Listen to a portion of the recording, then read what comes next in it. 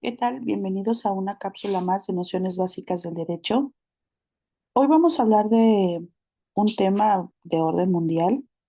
Bueno, recordemos que históricamente los derechos humanos se consolidaron como una respuesta a los abusos de poder y a las desigualdades estructurales que existían a lo largo de todas las naciones.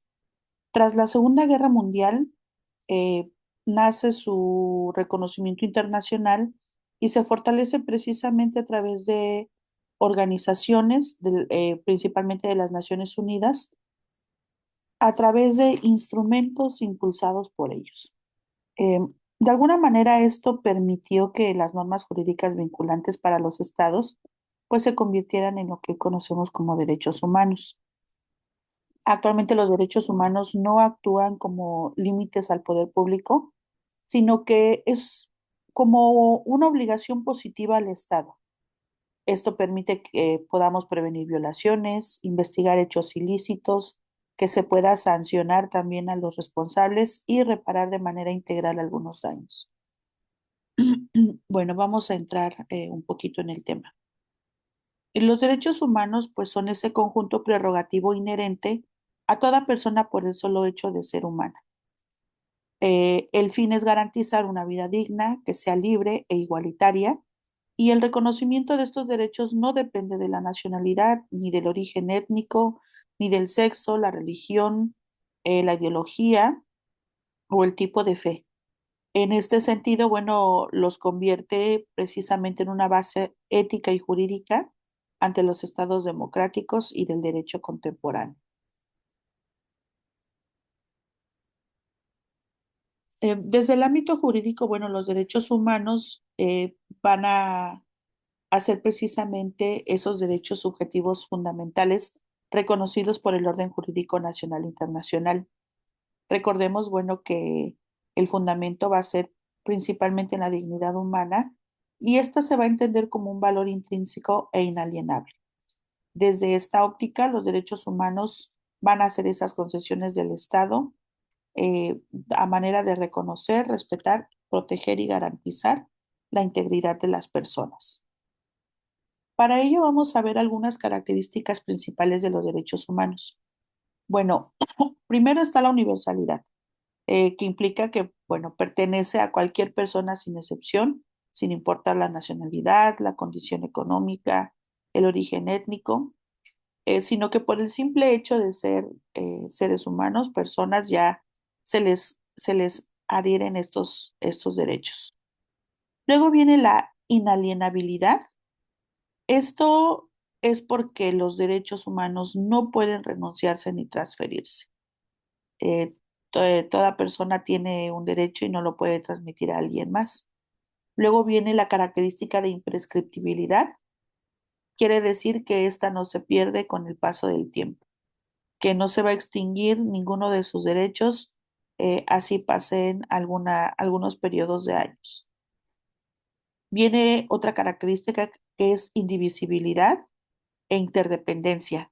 En este sentido, bueno, la indivisibilidad es lo que impide la jerarquización o la fragmentación de los derechos humanos, mientras que la interdependencia es lo que reconoce que el ejercicio de un derecho depende del respeto de los demás.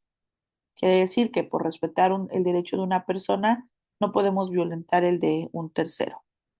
Y bueno, viene la característica de progresividad. La progresividad es lo que obliga al Estado a ampliar y fortalecer continuamente el reconocimiento y la protección de las personas, evitando retrocesos injustificados. Estas, bueno, pues van a ampliarse de manera gradual. Bueno, luego viene una parte en donde para su estudio y su comprensión se hace una clasificación de derechos humanos y esto se hace a través de generaciones. Esto es por el momento histórico en el que surgieron y el tipo de bienes jurídicos que comenzaron a proteger. Tenemos la primera generación de los derechos civiles y políticos. Estos empezaron con la protección de las libertades individuales y limitaron precisamente la intervención del Estado. Incluyen el derecho a la vida, a la libertad personal, la igualdad ante la ley, también la libertad de expresión, el derecho de asociación y el derecho de participación política.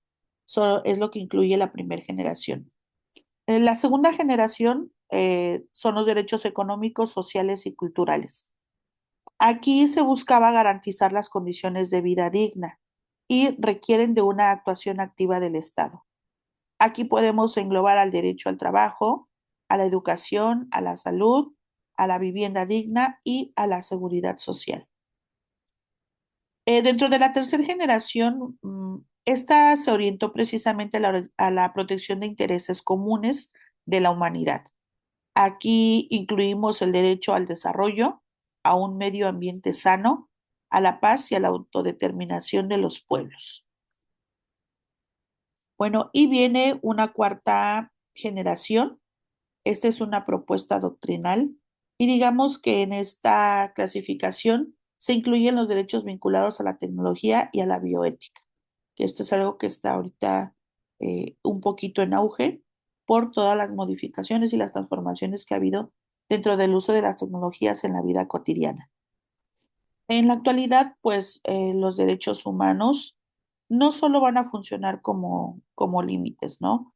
Sino que van a ser esta parte de las obligaciones positivas que nos van a permitir prevenir de alguna manera violaciones, investigar conductas ilícitas, sancionar a los posibles responsables y reparar los daños causados. El impacto de los derechos humanos, bueno, pues tiene que reflejarse directamente en el diseño de las políticas públicas y en la vida cotidiana de las personas.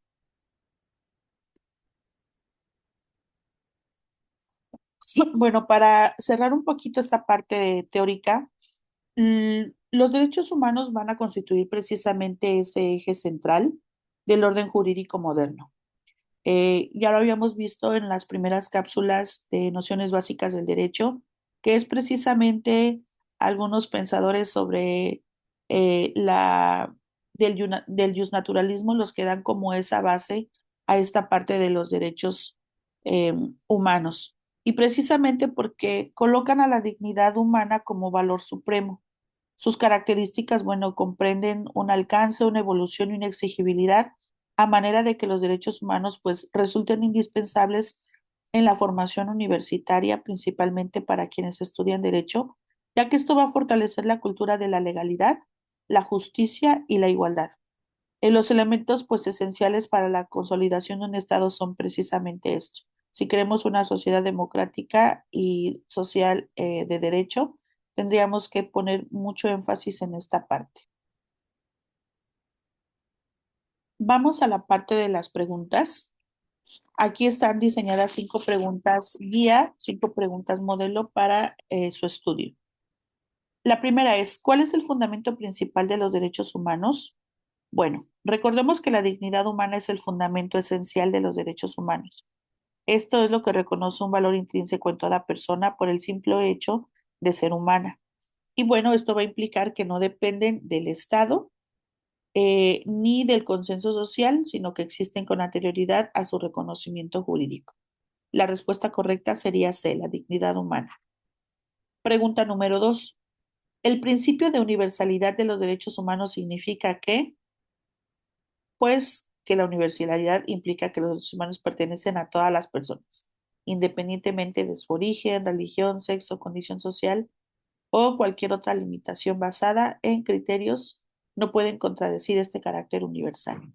Pues la respuesta correcta sería C, corresponden a todas las personas sin distinción alguna.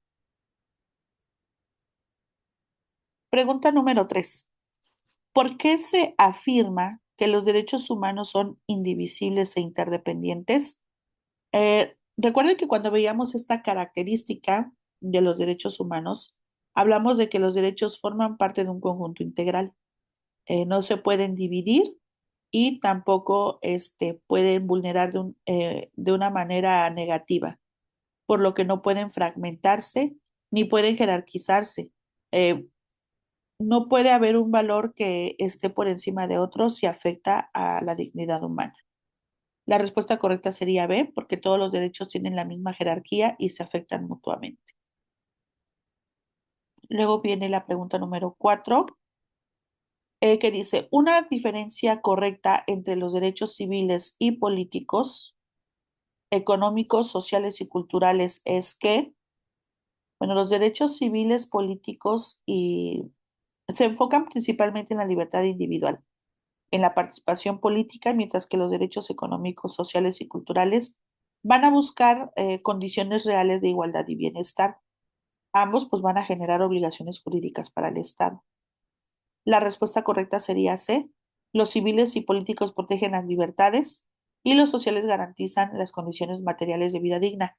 Acuérdense que en la clasificación que hacíamos de los tipos de derechos humanos, del estudio por generaciones, bueno, lo primero era la libertad de expresión, el derecho a la vida, que son parte de los derechos civiles y políticos, y luego viene otra generación de los sociales, en donde hablábamos de vida digna, derecho a la salud, a la educación. Entonces, esto hay que recordarlo como punto clave. Y finalmente, pregunta número 5, que dice, el principio de progresividad de los derechos humanos implica que el Estado, bueno, debe de reconocer la plena realización de estos. Puede ser de manera gradual, pero nunca en retroceso o arbitrariedad a lo que es el derecho humano. Entonces, la respuesta correcta sería D, debe de avanzar gradualmente en su garantía y evitar retrocesos injustificados. Bueno, aquí les compartimos la bibliografía que se utilizó para el análisis de esta temática. Recuerden que si tienen alguna duda pueden escribirnos a nuestros medios de contacto y también si requieren de bibliografía complementaria para seguir ahondando en el tema, se las podemos compartir. Muchas gracias y nos estamos viendo en la siguiente cápsula.